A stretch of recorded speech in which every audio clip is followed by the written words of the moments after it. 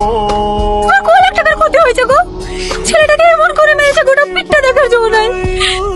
পারবে না, তোমার আজকের বিয়ে তো ওরকম হয়েছে। মেরে ফেলো, শুধু ছেলেকে মারবে কেনে, আমাকে মেরে ফেলো। চাপা জামাটা পরে লিখা, তোকে আজকে নানি বাড়িতে রেখে আসবো। এই টনি, আজ এক মাস গেলে তো দেখা নাই, গেছিলি রে? নানির বাড়ি গেছেন বেড়াইতে।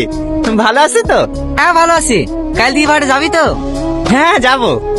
এই টনি, তুই কিছু জানিস নি? কি জানবো? সালমার বিয়ে হয়ে গেছে যে। দেখ আর কি মারিস নি? ইয়ার কি মারবো কেন রে?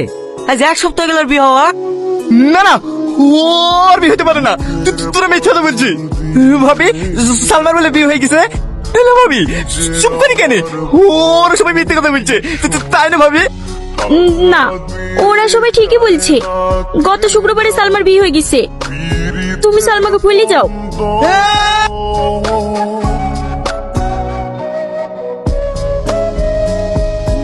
সালমা, সালমা, এটা তোমার স্বামী সালমা? হ্যাঁ। তুমি অনেক ভাগ্যবান ভাই। একটা কথা বলতে পারো ভাই? তোমার মধ্যে কি এমন আছে এই যে আমার মধ্যে নাই? ও যখন যে চেয়েছে আমি সব দিয়েছি।